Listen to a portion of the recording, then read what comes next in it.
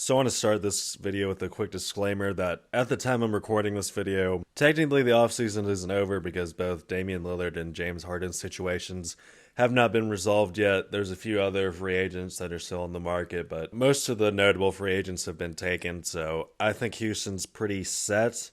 They might make a few more plays, but I think I kind of got a good gauge on what type of grade I'm going to give them. But to understand this offseason, we have to look into really what happened this season to understand it. With this season, they had a successful tank. We'll give them that. In terms of what was going on in the season, it wasn't very good because they basically just had like an AAU coach. Like if you watch a Rockets game, they literally were just kind of like running out there like it was like pickup or something. So it didn't really feel like their young players were really getting developed. Like, for example, Jabari Smith kind of had a disappointing rookie year. Going into this offseason, they fired their coach and they hired Ime Udoka, which is a good business hire. You know, people can argue on the internet whether this dude's a scumbag or not, but in terms of just strictly business speaking, this is a good hire. He's a fantastic coach, and he's probably going to behave himself this time after he got, outed from Boston.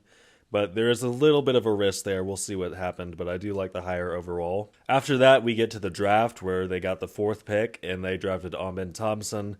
And, I can't give them too much praise for this because it was kind of just like the obvious pick, I think. So things were going pretty normal. Like you would think we'd still have like a tanking team here or like a team of a bunch of young players. But then things start to get weird. We start with signing Fred VanVleet to a max. It's just a 3-year max though, but I just don't really understand, what you're trying to go out here. At Fred VanVleet's peak, he was an all-star and really like a fringe all-star, for being honest. And he just came off like a very bad season. I kind of just don't understand why they had to throw him a max. If there was some other team that was, offering a max as well, I think you just let them take that because he's just not worth it. Because he's 30 years old, he's a small guard, and 30-year-old small guards, if they have any type of significant injury, especially for their knees, they're basically cooked, right?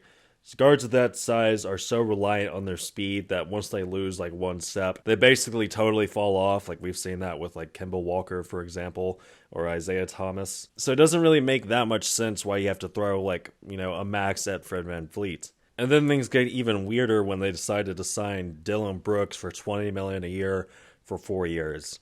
And I know people meme on Dillon Brooks saying he needs to go to China and stuff, but he's certainly someone that can command, about $20 million on the free agent market. I have a lot of concerns about Dillon Brooks, and I don't really understand why they're going to take a risk on Dillon Brooks when they're already taking a big risk in Fred VanVleet, hoping he can get his shot back together. With Dillon Brooks, he's just not going to be like a good example or a good leader for all your younger players, which is really what I thought they needed to get for this offseason, was get some leaders on this squad. And I don't think Dillon Brooks is just going to be a good example for him, because we see like in the Lakers series, he's talking like mad shit for like the first 2 games. And then as soon as, LeBron and the Lakers start storming back, I think they won 3 games in a row. I think he ducks the media, or he just doesn't give any comments to the media like at all.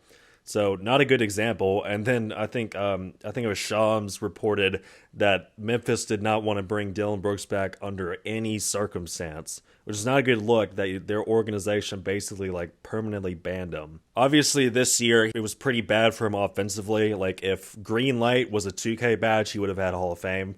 For some reason, the Memphis coach just let Dillon Brooks take as many shots as he wanted. Well, he's really not that type of player. I do expect with Udoka, he's going to put Brooks in his place and just drastically like lower his attempts per game for threes and just field goals as well.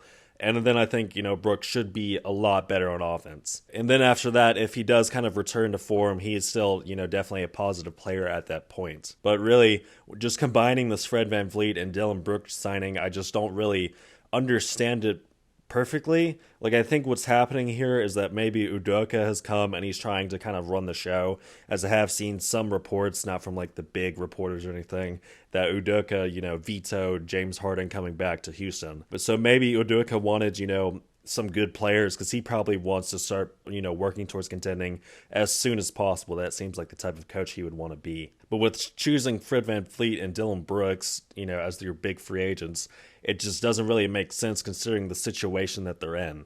Because really, honestly, both of these players were not net positives on the court last year. You're kind of taking a risk hoping that they're going to get it back together. I think it's certainly very well possible with Udoka, but we'll see. Some people have said this was like a terrible signing, like they have no idea what they're doing. I can kind of see what they're doing, but I just feel like it's a waste of money. Like, I understand that this free agent class was very weak, and all the top free agents almost seem to have already, like, picked where they were going before free agency or just re-signed with their team or extended or something.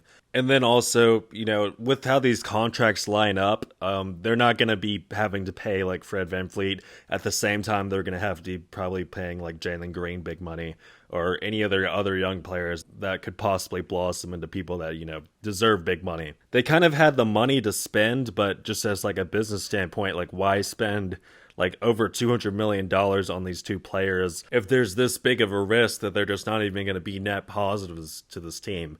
Like, I felt like if they didn't go out and sign these guys, Udoka could have kind of turned Houston around some, kind of developed some of these young players, and this could have been like a play-in team. Probably like fringe play-in or probably not making the playoffs or anything.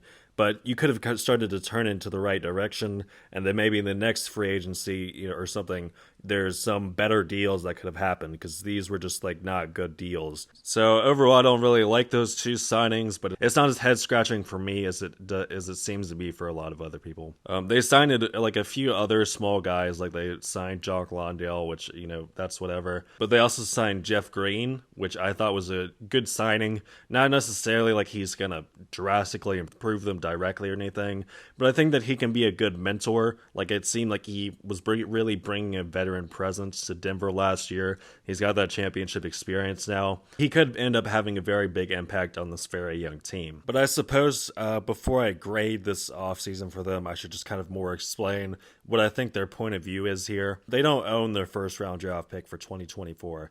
They own it for 2025, but then in 2026 they don't own it either. So for teams that don't really own their first round draft picks in the near future, it does make sense not to tank because you're not going to get rewarded that much for it. But in this case, like, you went and you basically got like the two riskiest free agents almost. It's kind of like risk with Kyrie, where like he can really elevate your team. You're kind of risking it on guys that aren't going to make you that much better, right? Like, even if we get like a prime Fred VanVleet, we get like a prime Dylan Brooks, maybe this team is avoiding the play-in at best this year. They almost feel just as likely that they're just not going to like get their career back on track. Is Dylan Brooks really going to learn his lesson after this playoffs? I haven't seen any indication of that. And with Fred VanVleet, he's getting older, and he just came off of having like a terrible year. So I'm feeling a D grade for this one. It's just because like they don't have that much to lose, I suppose. I definitely don't think it deserves an F grade.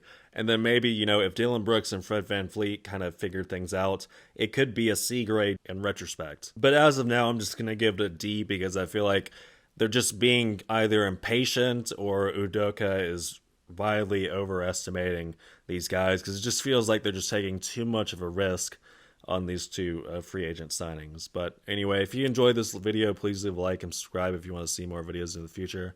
Comment something if you have something to say. And thank y'all for watching. I guess I'll see y'all next time.